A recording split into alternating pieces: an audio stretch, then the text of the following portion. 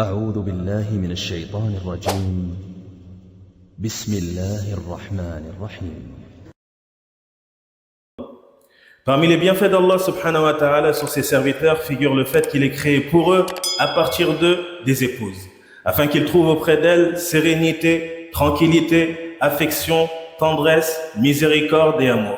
Allah Azza wa Jal nous dit dans le Coran: وَمِنْ آيَاتِهِ أَنْ خَلَقَ لَكُم مِّنْ أَنفُسِكُمْ أَزْوَاجًا لِتَسْكُنُوا إِلَيْهَا وَجَعَلَ بَيْنَكُم مَّوَدَّةً وَرَحْمَةً إِنَّ فِي ذَلِكَ لَآيَاتٍ لِقَوْمٍ يَتَفَكَّرُونَ. Et parmi ces signes, il a créé de vous, pour vous, des épouses pour que vous viviez en tranquillité avec elles, et il a mis entre vous de l'affection et de la miséricorde. Il y a certes en cela des preuves pour des gens qui réfléchissent. Allah Azza wa Jal a légiféré pour nous le mariage et nous y a fortement incité.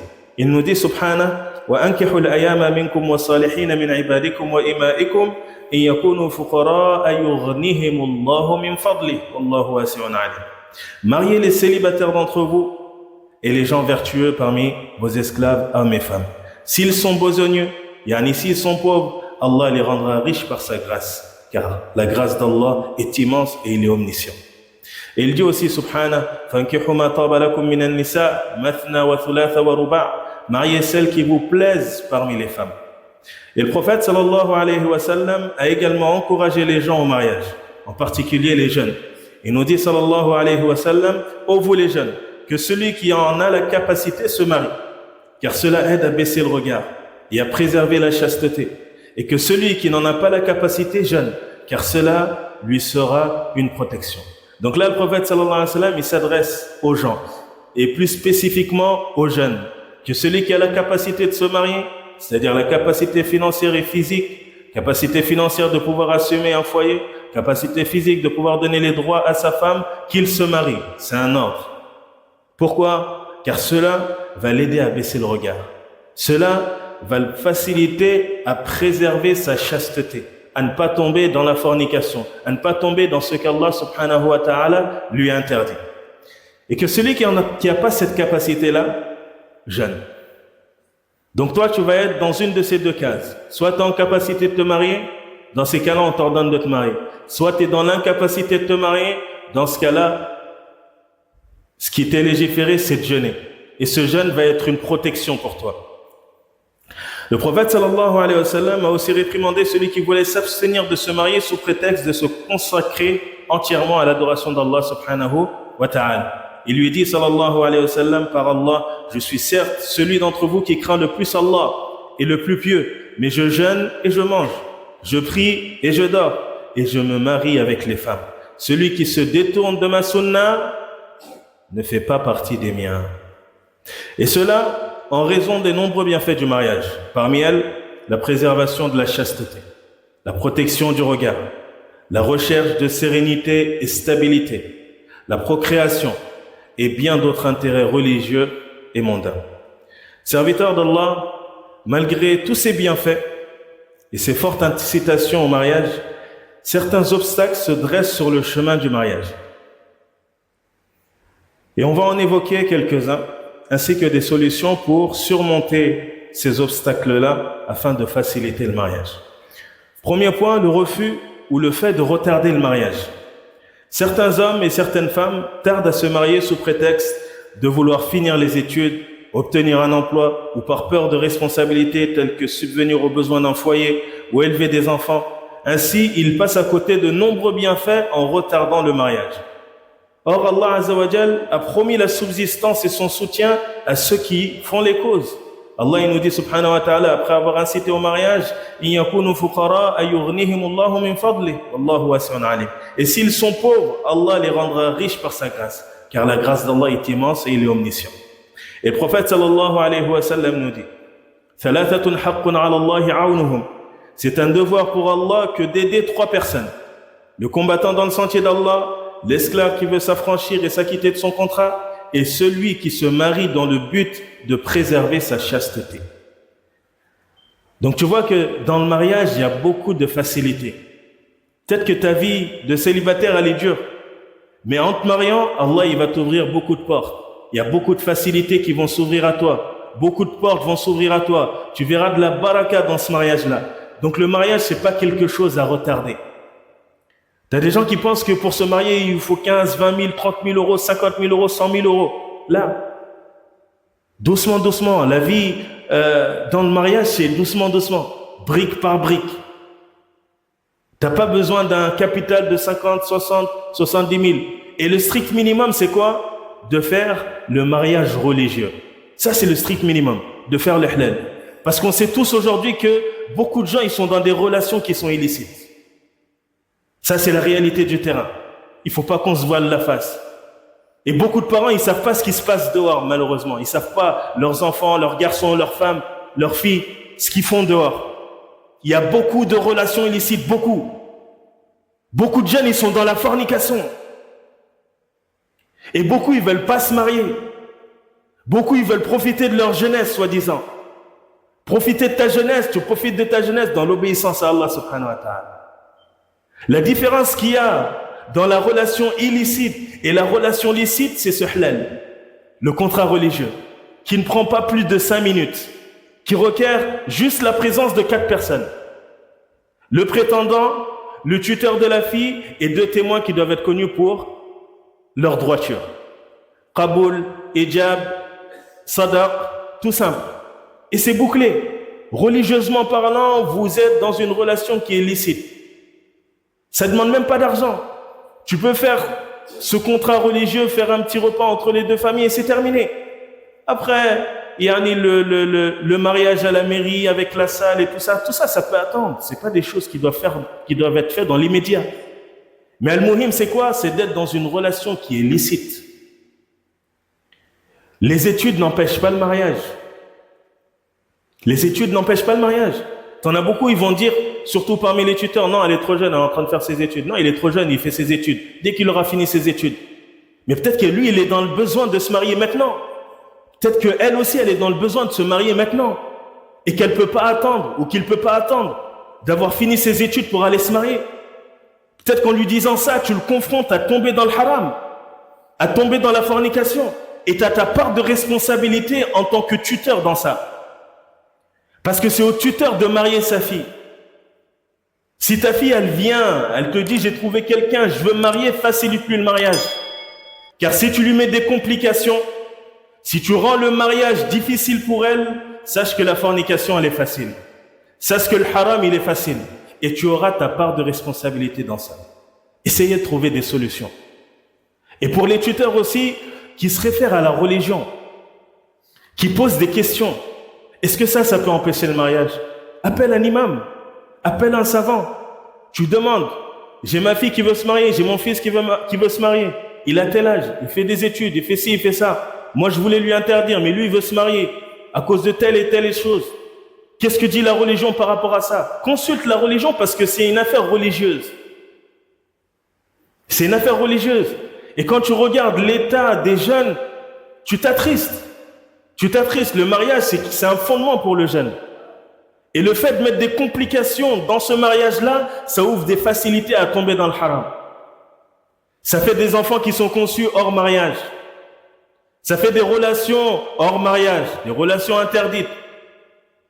Des gens qui vont parler avec le sexe opposé.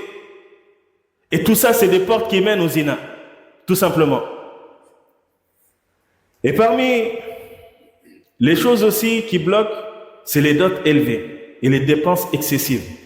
Et parmi les grands obstacles, aujourd'hui, la cherté de la dot et les coûts exagérés du mariage, ce qui rend le mariage difficile, voire impossible pour certaines personnes.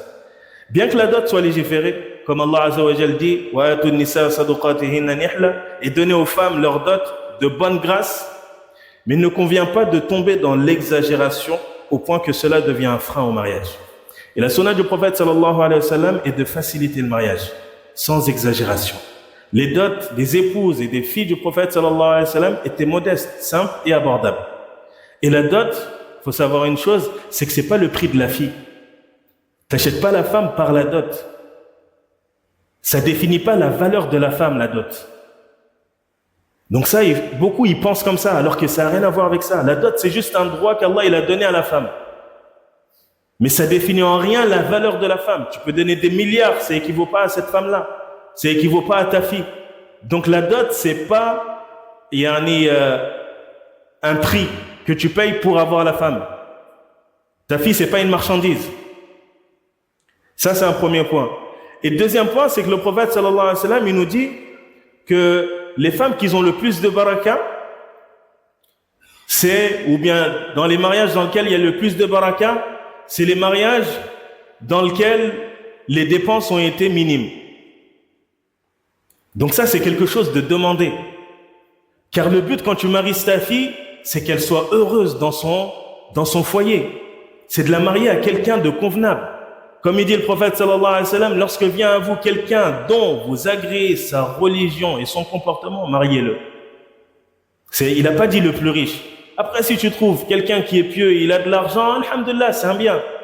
Mais qu'on ne se focalise pas que sur l'argent, que sur les biens mondains. Il faut qu'il ait une maison, il faut qu'il ait une voiture, il faut qu'il soit stable, il faut qu'il ait ci, il faut qu'il ait ça. Là, on regarde cet aspect-là, mais le plus important, c'est quoi? C'est l'aspect religieux. L'argent, ça vient, ça part. Peut-être qu'aujourd'hui, il est pauvre, mais demain, il sera riche. Et peut-être qu'aujourd'hui, il est riche, mais demain, il sera pauvre. Mais si tu maries ta fille à quelqu'un qui a la religion, qui a de la piété, qui a un bon comportement, tu sais que tu la maries à quelqu'un qui va bien s'en occuper. Et c'est ça que tu veux pour ta fille. Tu veux que ta fille, elle soit heureuse dans son foyer. Tu veux pas que tous les 4 matins, elle toque à ta porte en train de pleurer. Parce que son mari, il l'a frappé. Parce que son mari l'a insulté. Parce que son mari la traite mal. Parce que son mari prête pas attention à elle. Là, c'est pas ce que tu veux pour ta fille. Donc, choisis la bonne personne pour ta fille. Quitte à toi, toi, déjà de base en tant que parent, en tant que père, tu te dois de marier ta fille, tu te dois de marier tes enfants. Même ton fils.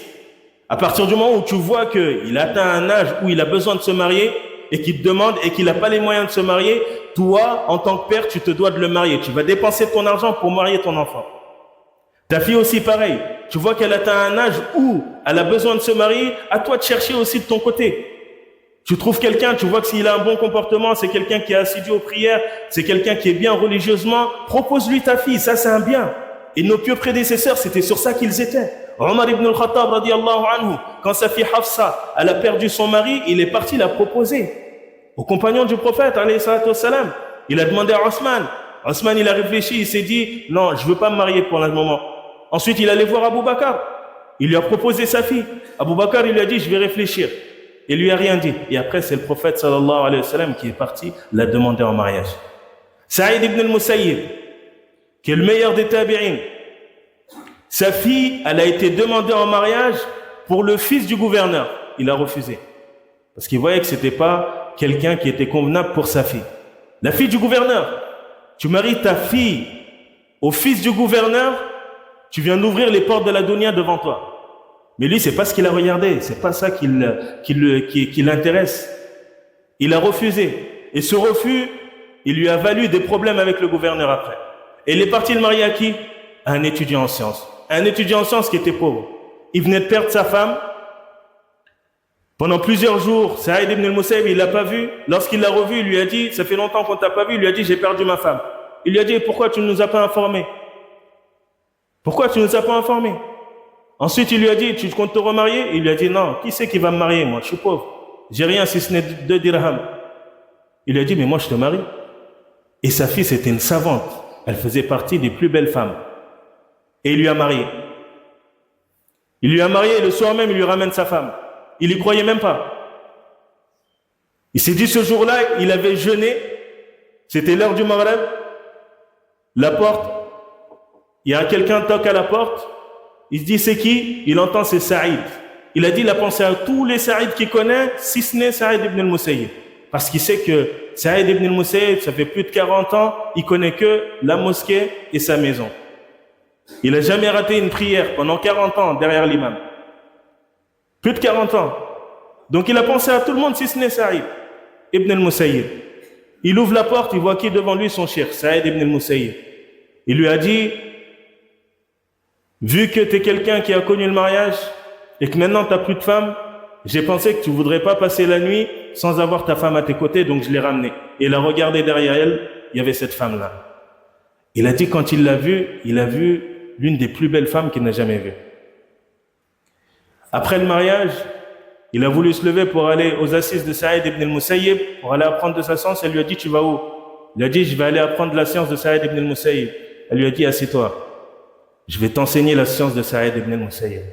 Elle connaissait la science de Saïd ibn al-Musayyib. Mais regarde le choix qu'il a fait, cet imam. Pas regarder l'argent. Bal, c'est même lui qui aidait son gendre. Il lui donnait de l'argent. Parce que quand tu vois une personne pieuse, tu peux que l'aider. Ces personnes pieuses, elles sont rares. Donc ne mets pas des bâtons dans la roue, dans la rue de la personne, à cause de quoi? De sa situation. La situation, ça vient, ça part. Mais aide-le si tu vois que c'est une pépite.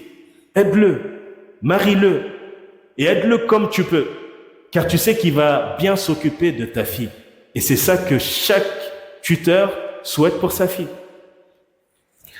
Et aussi, parmi les choses